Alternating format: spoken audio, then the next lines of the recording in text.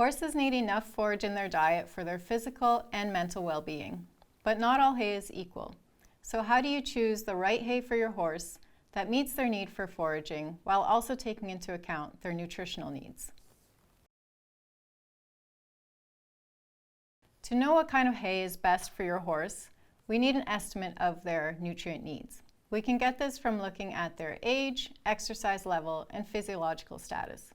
For example, horses that are gestating, lactating, or growing have higher energy demands than horses that are at maintenance. These horses would benefit from higher quality hay that meets their needs.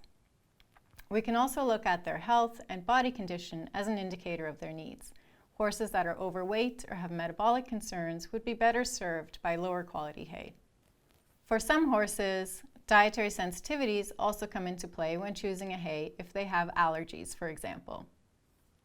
Gut health and coat and skin quality can also be indicators that your horse might not be getting the right forage or that their diet is not adequately balanced. For these horses, changing the forage might be beneficial. There are two main types of forage, being grass hay and legume hay. Examples of grass hay are timothy, Bermuda grass, and orchard grass hay. Examples of legume hay are alfalfa and clover. Alfalfa and clover are typically much more nutrient dense with higher protein content than grass hays. Access to hay supports your horse's natural foraging behaviors. For most horses, hay alone will meet their protein and energy requirements. It'll also provide some vitamins and minerals. But hay alone will not provide everything your horse needs. For example, hay that is low in protein may be lacking in some key amino acids that the horse needs to build proteins in their body. Hay is also going to be low in several important vitamins and minerals, including zinc, copper, vitamin E, and biotin.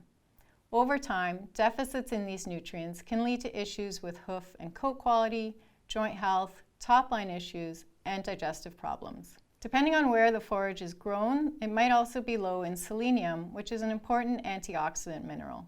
There are many types of hay available. We will go over the 6 most common types in North America and some of their unique characteristics. Timothy hay is the most popular hay in North America. The second cut is typically higher quality than the first cut, and it has higher nutritional value when it is cut pre-bloom when there are no seed heads present. Bermuda grass hay is a perennial forage common to the southern U.S. It has several different variants. The shorter variant is better for grazing pasture, and the longer variant is better for making hay. Bermuda grass has a protein range of 5 to 15%, and fiber content increases as protein content decreases. With Bermuda grass hay, the fiber content can get quite high, which may affect digestibility in some horses. Orchard grass is a cool season forage that is common to the Midwest, Eastern U.S., and Canada. It is suitable for grazing and for making hay. Moisture content needs to be carefully monitored in this hay as it is prone to growing molds. Ideally, the moisture content should not exceed 15%. Alfalfa hay is a popular legume hay for horses. It has high protein and calcium content. This makes it a good choice to add to the diets of horses that are heavily exercising, lactating mares, and growing horses. Because it is so nutrient dense, it should not be the main forage for most horses. Clover hay is another popular legume hay for horses. It is typically grown in mixture with grass hays. Like alfalfa hay, clover has a high protein content. It exists in several varieties, including red and white clover. In horses, red clover can cause excess salivation, but this is a harmless effect. Like alfalfa, clover hay is a good choice to add to the diets of heavily exercised and performance horses, lactating mares, and growing horses. Lastly, grain hay can be an option for your horses. This comes from oats, barley, wheat, and rye that are cut before the seed heads are formed.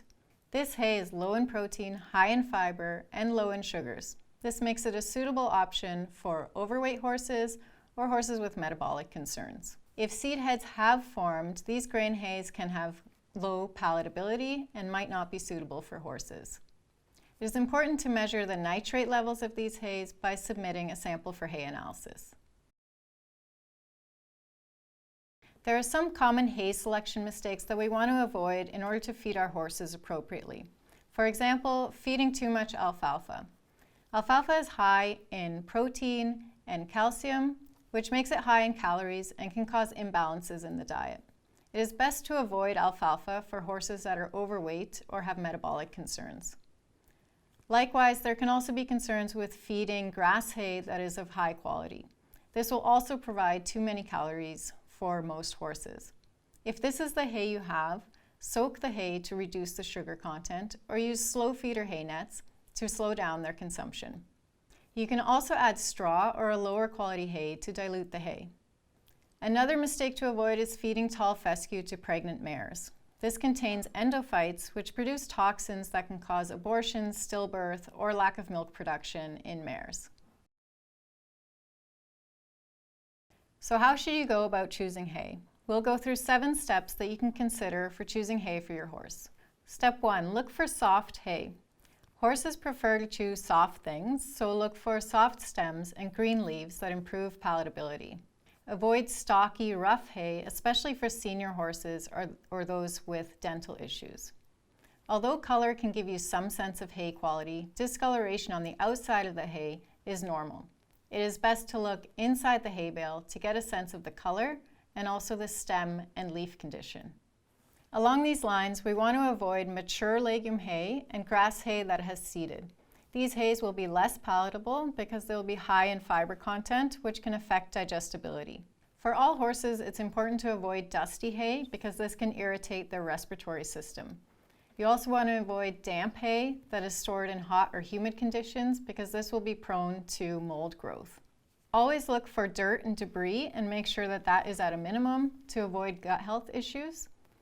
And for alfalfa hay, you may need to look out for blister beetle infestation, as consuming these beetles can be toxic for horses.